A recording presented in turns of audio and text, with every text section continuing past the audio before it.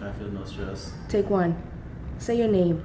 My name is Cesar Hernandez, and we are. What are we right now? Something. We are something. We're something. Okay, go ahead.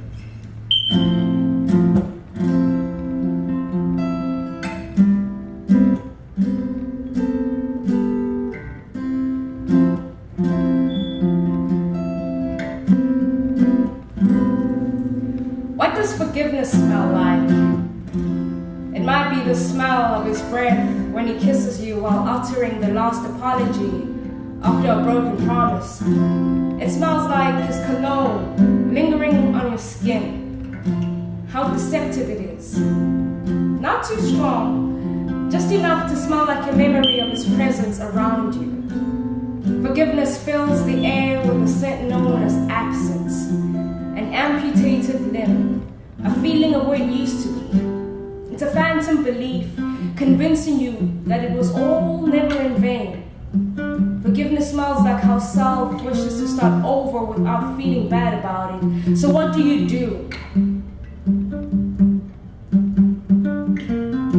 You bathe. You fill the bathtub with hot water. Sprinkle 2 cups of Epsom salts, the one without an odor. In the water, pour in exactly 12 drops of eucalyptus oil. Shut the windows, burn the sage, close the last door you have control over shutting in your bathroom. Get butt naked and hop into that tub. Close your eyes if you need to, as you feel the sting of your efforts in the burning water. Settle to the level of comfort and just stay there. In order to rid yourself of a smell like residue from an object, you need to let your body soak for a little while in order for the smell of forgiveness to soften from your skin. It needs to be summoned from the soul. Now comes the messy part. After your 30-minute soak, you need to scrub yourself clean, right? It won't be easy, but follow this manual and you might get it right. You'll need a bar of black soap.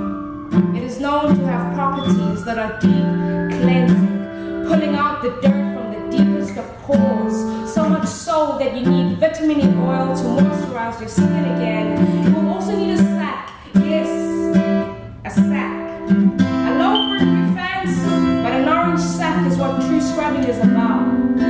I know this because as a child, I used to use it to scrub the melanin off my skin before I realized I was meant to be a child of the sun.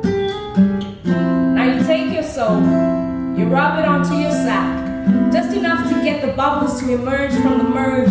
Add a little extra soap, you might need it. Put the bar back where it belongs and start scrubbing. Begin at your feet by erasing all the meaningful trips you made to a man's place you thought would stay. Go to your legs, remind them to stay closed longer, not to run into assuming he'd spread them out of love. Your thighs may be a tad delicate, but they too need to be scrubbed. Apologize to the inner space for making it believe that you've even considered bearing fruit. Apologize to your stomach too, as you scrub even the idea of ever wishing to see the graffiti of stretch marks, knowing that inside would be a child extending their limbs with life. Wait, don't go up just yet. I want you to focus on your hands. Remind them of what it means to let go. They always tend to forget. Your arms, tell them again to not strap themselves around unintentional people, otherwise they just seem like open doors with no locks. Move to your neck, or around it at least 5 times over. They'll sure enough rid it of all the hickeys, and now the toughest part of them all, the chest. This part is where it hurts the most. But this is a cleansing. We are doing this in the name of forgiveness, and nobody said it would be easy. Rip your chest open. It may be a little hard to crack the bone, but the aim is to get the heart out, not to wear it on your sleeves this time.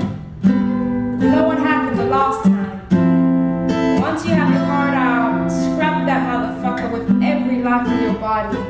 It won't be a pretty sight, this part. Guaranteed, it will be the messiest of them all. But forgiveness, like cleansing, is never pretty. Scrub that shit like you mean it. Reminded of why you not fall into an abyss disguised as love. Otherwise it will get hurt again. It will obviously bleed, but it will be the kind of blood that purifies, you know, like Christ. The blood of a second, third, fourth chance, or maybe more. It will be the first step to complete self-rejuvenation. You'll be amazed at how easily you'll get through it. Return your heart back in your chest. And it will ache, but it will be a different kind of pain. Stitch yourself back together. This wound will be a new scent of forgiveness. We'll call it the scent, we'll call it self-love. And nursing it will come first. Nurturing and preserving it won't be an option, as it will be a priority. It will force you to rest your entire body for weeks, to keep to yourself and give up yourself no longer. You will find contentment for as long as you are able to keep it. Unlike him, it will stay for as long as you need it. At this moment, you have pulled the drain out of the tub and you have focused the shower head to you, turned the water on and treated that rain-like moment as a baptism. You will see forgiveness in the form of all the dirt leaving you as a whirlpool down the drain, all those memories of men who never stayed. You would have finally let them go. You're fresh now. No worries in the scent now. You are pure. Believe that.